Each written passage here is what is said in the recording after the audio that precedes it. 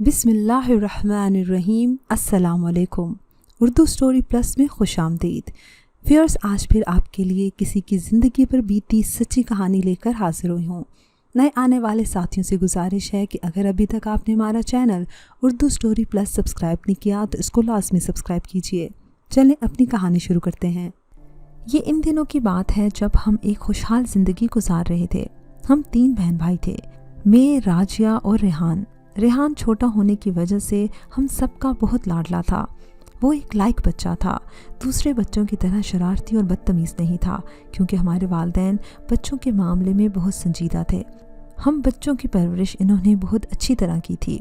अब्बू का general store था जिससे घर का गुजारा चल रहा था और हमको हर सहूलत और खुशी मुहैया करने के लिए वो खूब मेहनत करते थे। मुझ में और राजिया में ज़मीन और आसमान का फ़र्क था। मैं बहुत शरारती और होशियार थी, जबकि राजिया आप भी बहुत मासूम और डरपोक थी। इतने बड़े फ़र्क के बावजूद हम दोनों बहनों में बेहद प्यार था। इन दिनों राजिया आपी के रिश्ते आ रहे थे। वो बीए कर चुकी थी और घर में फारिग बैठी थी। आप भी किसी को पसंद करती थी, लेकिन बुज़दिल होने की वजह से ना सिर्फ इन्होंने अपना प्यार छुपाया बल्कि सरमद भाई को भी मना कर दिया था कि वो किसी से कोई बात न करें। सरमद भाई एक निहायत ईमानदार पुलिस ऑफिसर थे और हमारे हमसाए थे।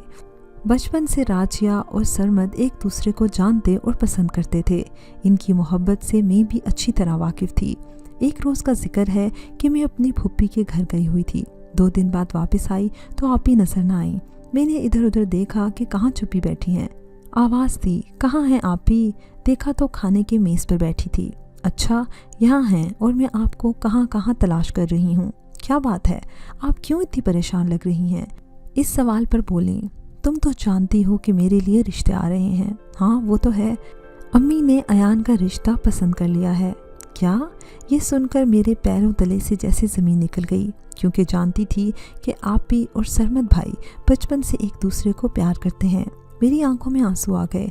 आपी भी रोने लगी और वो मेज़ से उठ गई। मैं भी इनके पीछे उठ गई। भला मैं इनको कैसे बताती कि अयान अच्छा इंसान नहीं है और इसको शादी से क्या मतलब। वो एक आवारा लड़का था। ये शादी का चक्कर, वो भी राजिया से, ये ज़रूर इसकी कोई चाल थी। इसके बारे में मैं खूब जानती थी कि इसके वालिदैन चंद साल कबल फौत हो चुके थे और ये 2 भाई थे। एक अयान और दूसरा अली था। ये दोनों भाई बेईमानी में माहिर थे। अयान ने अपने चचा को धोखा देकर ना सिर्फ इनके कारोबार पर कब्जा कर लिया था, बल्कि जाहिर ये किया था कि चचा के बेटे की वफ़ात के बाद ना सिर्फ अयान ने घर संभाला है बल्कि कारोबार भी संभाल लिया है। वालिदैन की वफ़ात के बाद अयान और अली अपने चचा ही के साथ रहते थे। अब चचा तो बेटा समझकर सहारा दे चुके थे। इन्हें क्या पता था कि इनके भतीजों की नीयत दुरुस्त नहीं है और वो अंदर ही अंदर क्या करने वाले हैं। जब इंसान लालच में एक धुन में लगा रहे तो वक्ती तौर पर कामयाब हो ही जाता है। अयान भी कामयाब हो गया और वो बने बनाए कारोबार का मालिक बन गया। यूं भी अयान में और भी बहुत ज़्यादा खामियां थी जो मैं और राजिया आप भी अच्छी तरह जानती थी, क्योंकि हम जिस कॉलेज में पढ़ती थी अयान भी वहीं पढ़ता था। वो आप ही से 2 साल सीनियर था और मैं 2 साल जूनियर थी।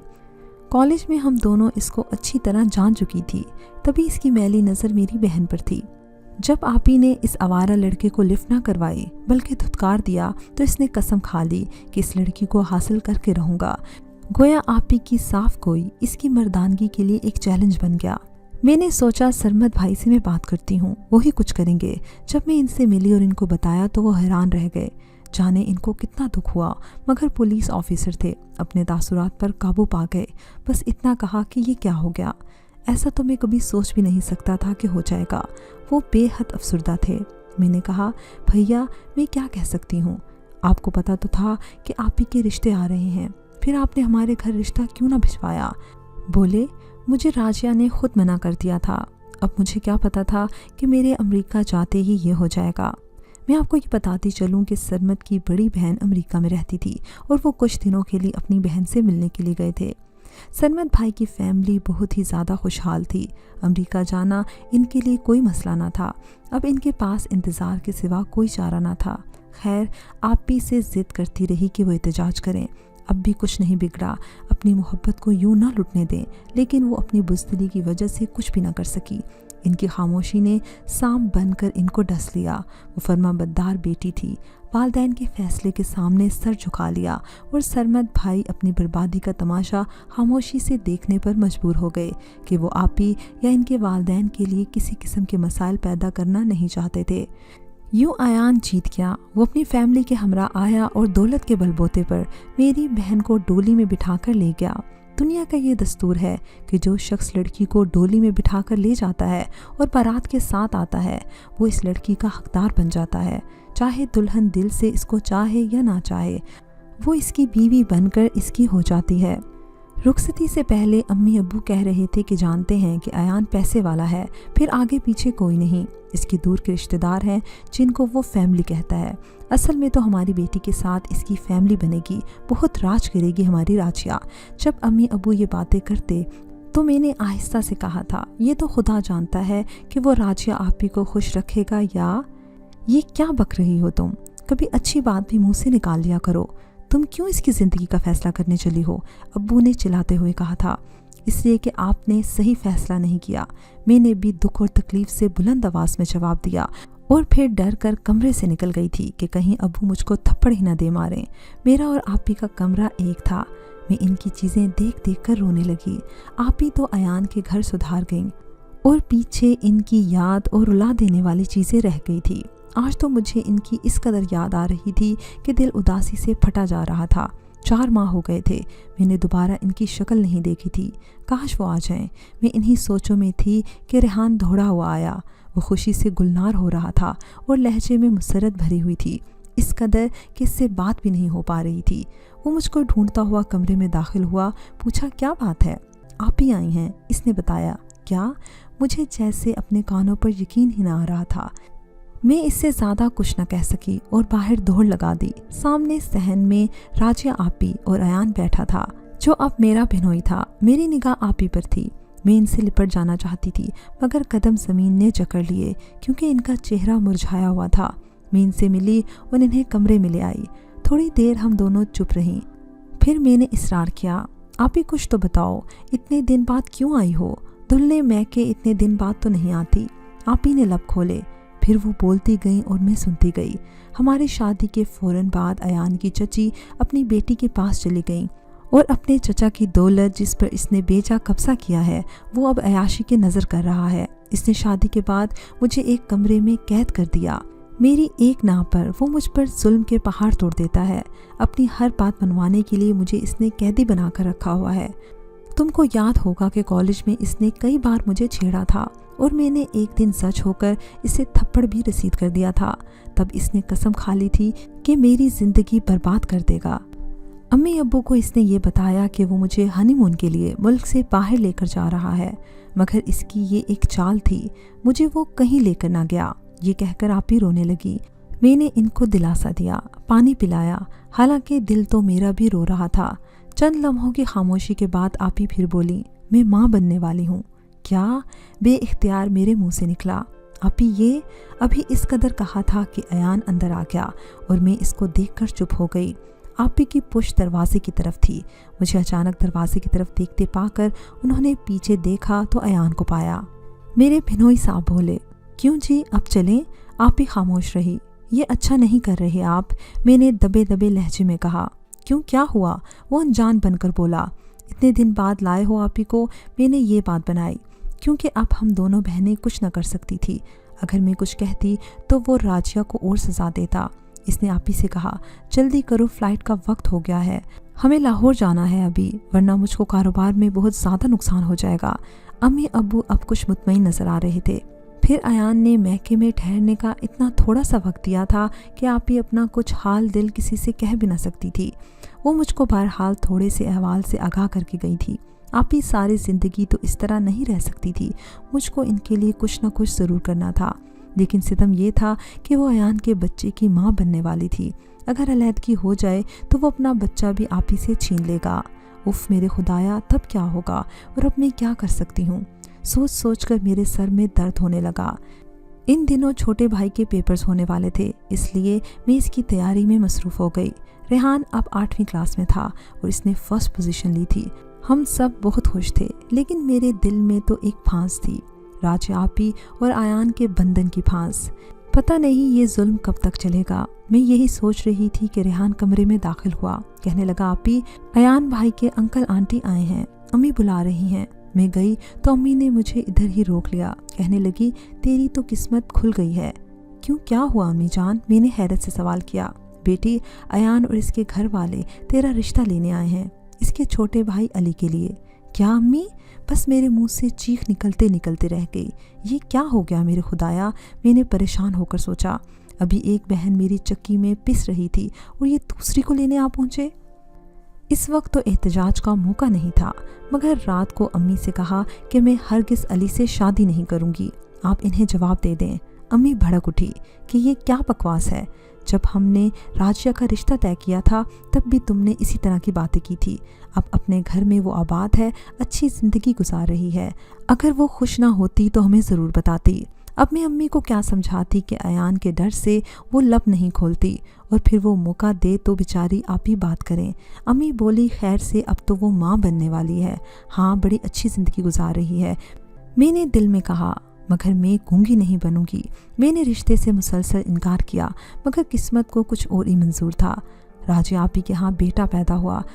अम्मी गई थी, अयान ने बड़ी न्यासमंदी दिखाई और अम्मी की खूब खिदमत की। जितने दिन अम्मी वहाँ रहीं, इसने हवा भी न लगने दी कि वो बीवी के साथ क्या सलूक करता है, बल्कि हर तरह से राजी आपी का ख्याल करता रहा। आपी ने भी सोचा अब तो बच्चे की जिम्मेदारी है, माँ से कुछ कहूँगी तो नवासे की खुशी खाक में मिल जाएगी, वो दुखी हो जाएंगी। कुछ अरसे बाद आपी, अयान और नन्ना ज़मीर हमारे घर आए।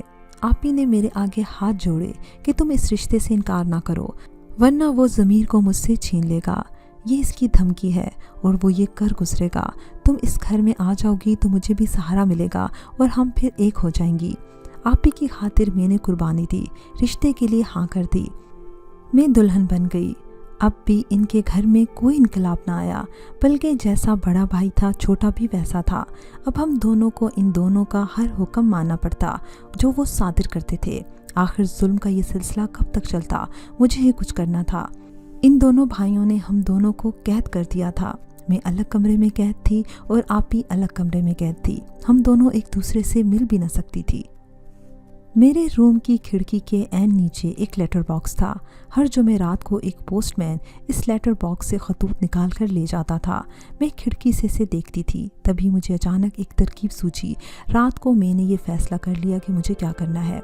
अगले जुमेरात को जब वो खतूत निकाल रहा था, मैंने एक कागज़ पर इसे लिखा कि मैं मुसीबत में हूँ, आप बराह मेहरबानी हमारी मदद करें। और ये रुका मैंने इसकी तरफ फेंक दिया। कागज़ पढ़कर इसने मेरी तरफ देखा तो मैंने हाथ जोड़ दिए। इसने इस बात में सर हिलाया और मैं खुश हो गई। एक घर में रहते हुए आपी से मैं ना मिल सकती थी और ना बात कर सकती थी। खाना तैयार होकर आ जाता, खा लेती। कपड़े वॉश होकर आ जाते, पहन लेती। अली सुबह जाता और रात को आता। मैंने कभी ना पूछा कि वो कहाँ होता है, क्या करता है, और ना ही इसने मुझे अपनी बीवी समझा। और अयान का मुझे कुछ पता ना था। अगली जुमेरात को जब वो पोस्टमैन ना आया तो मैं परेशान हो गई, यहाँ तक कि मैं बीमार हो गई, क्योंकि हमारी आज़ादी का वाहिद वो एक रास्ता बचा था। मायूसी की इंतहा और कैद तन्हाई से मैं बीमार पड़ गई। अचानक मेरी तबीयत ख़राब हो गई। मुझे डॉक्टर के पास लेकर जाया गया। जाने इसे ये ख्याल कैसे आया। डॉक्टर ने बताया कि मैं उम्मीद से हूँ। अली ने किसी किस्म के रद्द अमल का इजहार ना किया। कुछ दवाएँ लेकर हम घर आ गए। आज जुमेरात थी। मैं सुबह से पोस्टमैन का इंतज़ार कर रही थी, मगर नया पोस्टमैन आ गया। मैंने कागज़ पर लिख भेजा कि पहला पोस्टमैन किधर है, तो इसने बताया कि वो 6 माह की छुट्टी पर है और मैं इसकी जगह नया आया हूँ। मैं इस नए पोस्टमैन को हमराज नहीं बनाना चाहती थी, इसलिए 6 माह का इंतज़ार किया। अगरचा क़यामत का इंतज़ार था ये। खुदा खुदा करके ये वक्त तमाम हुआ। मैं ही जानती हूँ कि कैसे वक्त तमाम हुआ। सोचती हूँ कि आप ही मासूम और कमज़ोर थी, इसलिए ऐसा हुआ, लेकिन मैं तो ना डर थी। बड़ा नाज था मुझे अपने ना डर होने पर। और अब कहाँ गई वो मेरी हिम्मत और बेखौफी। सिर्फ आप ही की खातिर मैंने भी सोचे समझे बगैर कुएं में छलांग लगा दी थी। ये खूनी रिश्ते भी कितने अजीब होते हैं। 6 माह बाद जब पुराना पोस्टमैन आया तो मैंने इसको इसका वादा याद दिलाया। एक कागज़ पर लिखा कि पता कराओ कि कराची के फ़लाँ मोहल्ले में जो ऑफिसर सरमद थे वो कहाँ हैं। अच्छी तरह समझा कर लिखा और कागज़ इसकी तरफ फेंक दिया। खुदा इस आदमी का भला करे, इसने 3 दिन में ही पता करवा दिया। मैंने खुदा का शुक्र अदा किया। अब उम्मीद की आखिरी किरण सरमद भाई ही थे। मैंने इनके नाम ख़त लिख दिया और तमाम तफसील लिख दी। इस नेक इंसान ने ये ख़त सरमद भाई तक पहुंचा दिया। मुझे यकीन था कि सरमद भाई ज़रूर आएंगे। लाहौर इनकी हदूद में नहीं आता था, लेकिन हमारे इलाके के जो ऑफिसर थे इन्हें तो वो कह सकते थे, इनसे मदद भी ले सकते थे। कहाँ लाहौर और कहाँ कराची, खुदा जाने वो हमारी मदद कर सकेंगे या नहीं। 13 दिन हो चुके थे। अजीब अजीब ख्यालात जहन में आ रहे थे। मेरी तबीयत और ज़्यादा ख़राब हो रही थी।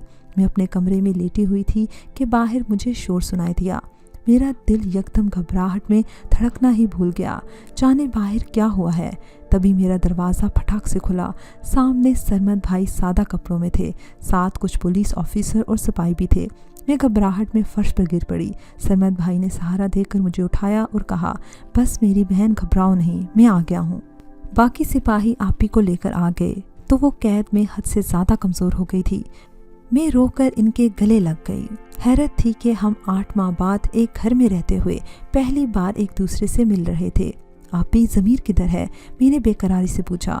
पता नहीं, इन्होंने कुछ अरसे बाद इसके लिए आया रख ली थी। मुझे तो वो ज़मीर को देखने भी नहीं देते थे। कुछ लम्हों बाद सिपाही ज़मीर को लेकर आ गया और वो अपनी माँ से मिला। मैं सफ़र तो नहीं कर सकती थी। भाई सरमद ने हवाई जहाज़ की सीटें बुक करवा दी। अयान और अली दोनों को पुलिस ने गिरफ्तार कर लिया क्योंकि वो गलत किस्म के कारोबार में मुलविस थे, और हम दोनों बहनें ज़मीर के साथ कराची आ गईं। यूँ लगता था कि हमारा शहर जन्नत है और हम अरसा बाद अपनी जन्नत में लौटे हैं। मुझे अस्पताल में दाखिल करवा दिया गया। सरमद भाई ने अम्मी अब्बू को तफसील बता दी थी। मैंने भी बताया कि शादी की आड़ में दोनों बहनों पर क्या क्या जुल्म हुआ है और कैसे इन्होंने हमें कैदी बना कर रखा हुआ था। नन्हे ज़मीर को माँ से जुदा कर दिया था। अम्मी अब्बू सारी बातें सुन सुनकर हैरान थे। अम्मी बेतहाशा रो रही थी। अब्बू बहुत परेशान थे। तब इनको मेरी बातें याद आईं। 2 माह में आपी की सेहत बेहतर हो गई थी, मगर मैं बेहतर ना हो सकी। ऑपरेशन हुआ क्योंकि मेरी बच्ची पैदाइश से कबल मर चुकी थी। मैं गम से बहुत निढाल थी, लेकिन हर दम अल्लाह का शुक्र अदा करती थी कि अल्लाह ने मुझे उस कैद से निजात दिलाई। 1 साल बाद राजिया आपी की शादी सरमद भाई से हो गई। आज मैं आपी के साथ रहती हूँ। वो मुझसे बहुत मोहब्बत करती हैं और सरमद भाई भी, क्योंकि मेरी हिम्मत से ही मसला हल हुआ था। मैं आपको ये भी बताती चलूँ कि हम दोनों बहनों ने अदालत के ज़रिए खुला ले ली थी।